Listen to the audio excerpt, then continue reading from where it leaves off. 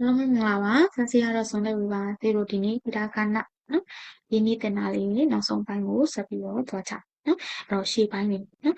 အာတန်ခတန်စတန်တတန်နတန်နော်အကုန်လုံးပြီးခဲ့ပြီနော်နောက်ဆုံးဘာလေးပဲကြံ့တာနော်ရတန်နဲ့ဝတန်နဲ့နောက်ဆုံးနှစ်တန်လေးကြံ့နော်ဂျားထဲမှာသုံးလုံးလည်းမပါဘူးဆိုတော့နောက်ဆုံး on လေးနဲ့ဆိုတော့ဒီနေ့ shift လုံးလေးပဲတင်ရနော်ဆက်ကြည့်အောင်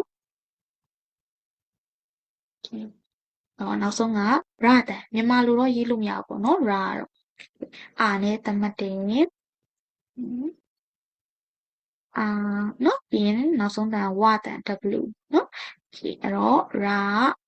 ရီနော်ရူရှင်းသွားရာရီ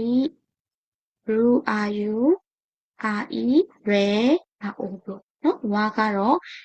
WA နဲ့ WO နော်ဟိုသူ့ကို O လို့ပဲလဲထွက်တယ်နော်နောက်ဆုံးလုံးလေးကတော့ on ပေါ့ n နဲ့ကိုစားပြီနော်အဲ့ဆိုစီကိုစပြီးတော့ဆွေးနွေးလေးကြည့်အောင်အဲ့တော့ရလေးကနော်ချိနဲ့သွားတူပါချိတော့အစေလို့ပြောခဲ့နော်မြင်းချောင်းလေးနဲ့ငါးလေးအင်္ဂလိပ်စာငါးလေးဖြတ်တာအခုလည်းအင်္ဂလိပ်စာငါးလေးပါနော်သူကဖုလိုမျိုးပဲခေါင်းလေးလေနော်ဖုတော့ကခေါင်းလေးလိုပဲနော်ဖုတော့ကခေါင်းလေးလိုဆွဲပြီးတော့အောက်ကငါးလေးထည့်လိုက်တာရနော်ဒီနှစ်ရကြည့်ပါဦးဒီနှစ်ရဆွဲချက်နှစ်ချက်ပဲဟာမှာပါရာချိနဲ့ရာနဲ့တွဲမဲ့ရမယ်နော်ချိနဲ့ရာနောက်ကရိကအီနဲ့ရီနဲ့တွဲမဲ့ရမယ်အတန်လဲစင်နေစစေးပြောခဲ့တယ်အဲ့တော့အီကိုတိုးတိုးလေးပဲလုပ်မယ်နောက်ကျရှေ့လာမယ်ဆိုတာရိနော်အဲ့တော့အီလိုပဲအကောက်တေးသေးလေးလုပ်မယ်ပြီးမှပြီးရှေ့ဒီနေနေ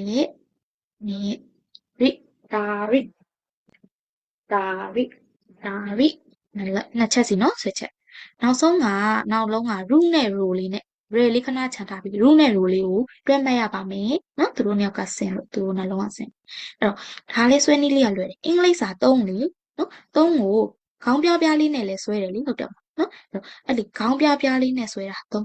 နော် row အဲ့ဒါကို3ကိုဒီလိုအဆန်လေးခတ်လိုက်ရင် root ဖြစ်သွားတာပါအဲ့တော့အဆန်ပါတာက root အဆန်မပါတာက row နော် row နဲ့ row တော့ဘယ်လို row နဲ့ row နော် row က RO ဆို O ကလုံးလုံးဝိုင်းဝိုင်းဘာဆန်းမှမပါတော့ row ကမပါဘူးလို့မှတ်ရင်တော့ရတယ်နော်မဟုတ်ရင်မှားနေဦးမယ် row နဲ့ row နှစ်ခုလည်းရှိတာနှစ်ခုမှားတယ်အဲ့တော့ဒီမှာ row ကအဆန်ပါမယ် row ကအဆန်မပါဘူးနော် row နဲ့ row ဆွဲကြည့်ပါဦးရမှာပါရာရီရူရေရိုရေလေးရေနဲ့နေနဲ့တွဲမရပါမယ်တန်လေးနည်းနည်းစင်နေနော်စင်တာလေးနေတော့ငါစီတို့ဒီမှာဇက်ဆောင်းဆောင်းလေးလာမယ်အပေါ်ထိမြောက်ထားပြီးမှနောက်ကကွေးမယ်လို့ပြောထားတယ်နော်ရေကဒီလိုဒီအဲ့လိုပဲကွေးလေးလာပြီးတော့ဖင်ကောက်လိုက်မှာရေနော်အဲ့ဒါပြီးရင်ဝါပါတခါလေးတွဲမှတ်မယ်အောက်က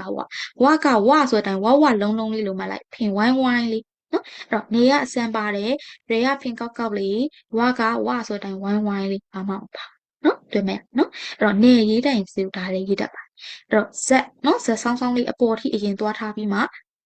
အစံထည့်တာလုပ်မယ်နောက်ကွေးတာလုပ်မယ်ဝိုင်းဝိုင်းလေးလုပ်မယ်နော်ဒီအဲ့ဆိုရင်နေရေဝနော်အဲ့တုံးခုတွဲမှတ်ရပါမယ်စကြည့်ပါဦးဝါလေးရောနေလေးရောကိုမရေလေးရောရေနောက်ကဝကဲပြီးတော့မယ်နော်ဘာလို့လို့နေ46နောက်ဟိုကလည်းစောစောတော့ချိရယ်ရရယ်နဲ့တွဲမှတ်ရပါမယ်သူကလည်းချိပဲချိတော့ကဆိုလို့ဒီလိုလေးလေးနော်အဲ့တော့ချိကိုတဝက်လောက်ဖြစ်လိုက်တာဒီနားနော်ဒီလိုတဝက်လောက်အဲ့ဒါပြီးမှစီဆောင်းဆောင်းလေးတူလိုမျိုးထပ်ဖြတ်လိုက်ပါ30ဒီချိတဝက်ပြီးမှစီဆောင်းဆောင်းလေးအဲ့ဒါဟိုနော်ဆွဲချက်သုံးချက်ဒီနေသုံးဆွဲကြည့်ပါဦးဟိုဝါဝဆွဲနည်းလေးတွေရမှာပါအဲ့ဆွဲကြည့်မယ်နော်တစ်လုံးကိုနော်50လုံးဆွဲကြည့်โอเคနောက်ဆုံးလုံးလေး နော်ဒီဒါလေးရှိမှလည်းတခါပြောတယ်။ तू ကတစ်လုံးနဲ့မရက်တည်တိုင်းနော်ကတက်နာတက်တုံလို့ပဲနော်သူများနဲ့ပဲပေါင်းပါနော်အတက်နဲ့တူတယ်။ तू တစ်လုံးနဲ့မရက်တည် အတန်အတွက်က ရိုမကြီးက n နော်ကဲရေးတာလေးကနော် h အင်္ဂလိပ်စာ h နဲ့တူတယ် h ဆောင်းဆောင်းလေးနော်ပြပြပြင်တာလို့မဟုတ်ရင်နောက်ကြရင်းရင်းနဲ့ဒီလိုအတွန့်လေးပဲဖြစ်သွားတတ်တယ်နော်အဲ့တော့ဆောင်းဆောင်းနော် h ဒါမှမဟုတ်ရင်ဟိုနဲ့လည်းတွဲမှတ်လို့ရတယ်အဲလေအဲကိုမှဒီခေါင်းထိတ်ကလေးဖြုတ်လိုက်တယ်နော်ဆွဲနည်းရပါကဲဆွဲနည်းတော့ရသွားပြီရာရီရူရေရူ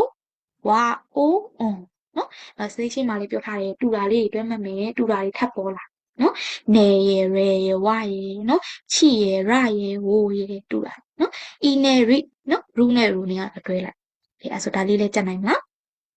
နော်အဲ့တော့ဒီပြောထားတဲ့အပေါက်ဖာနည်းနဲ့46လုံးပေါက်ဖာပြီးတော့တေချာလေးကျွမ်းနေအောင်အလို့ရအောင်ရေးတတ်အောင်တန်ထွက်တအောင်ဖတ်ထားပြီဒါမှနောက်အပိုင်းနေသွားတဲ့အခါမှာစင်ပြေပြေချွတ်ချွတ်မှုမိသွားနော်ရှေ့ဟာတွေမကြည့်ထားရင်မရဘူးဖြစ်လိုက်စူးစမ်းပြီးလိုက်လာပါအောင်0 S ဆိုဒီနေ့မီနစ်လျောနော်မီနစ်လျောထုံးစံတယ်နည်းနည်းပြောဦးအေးဟိုင်ကဲဒီမယ်နော်အဲ့တော့ရလေးကစူရနော်ရှေ့တုန်းကစာရှိစုဆယ်ဆိုရဲ့ဆိုလေးနဲ့ရာလေးနဲ့ပိုင်းကောင်းခင်ပြောဆိုရကောင်းနော်ကောင်းခင်နာမည်လေးပြီးနော်နောက်ရီကရီစုဆိုရင်ရှင်လေးကိုပြောတာတစ်ပင်ပေါ်ကရှင်ရီစုကရှင်နော်ဟုတ်ကဲ့ရှင်မဟုတ်ဘူးနော်ရှင်အကောင်လေးကိုပြောတာ square နောက်ရီစုပြီးရင်နောက်ပါရှိသေးလဲဆိုတော့တိုရီကနော်တိုရှိကတိုလေးနဲ့နောက်ကရီပါရင်တိုရီကကြာငှက်နော်ငှက်ပြန်နဲ့ငှက်ကိုပြောတာနောက်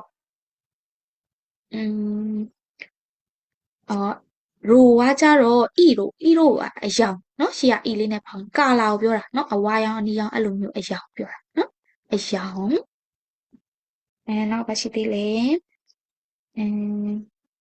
ဝကတော့ဝရေတာရေရှိရေပေါင်းဝါတာရှိဆိုတာကျွန်တော်ကျမကိုပြောတာနော်နောက်ဂျပန်စာသင်တဲ့သူတွေခဏပြောတယ်ဝါတာရှိလို့ကြားရတော့နော်မီနစ်ကြိုင်လဲဆဆကြုံစလုံးနော်အဲ့ဝါလေးကဒီဝါလေးနဲ့ဝါတာရှိကျွန်တော်ကျမကိုပြောတာrightနော်အဲ့ဆိုရင်ဒါလေးမီနစ်လေးရောချက်ထားပြီးမယ်ကဲ46လုံးဟီရာဂနာ46လုံးတကဏပြီးနောက်ထပ်ကလုံးဝအစ်စ်မတင်ရဘူးเนาะခတာခဏအပိုင်းမှာပဲခတာ46လုံးเนาะဆေးရလွယ်အောင်တင်ပေးမယ်ဒီထိရအောင်လေးကြည်အောင်လေးချက်ပေးထားမယ်เนาะနောက်ဗီဒီယိုမှာတွေ့ပါမယ်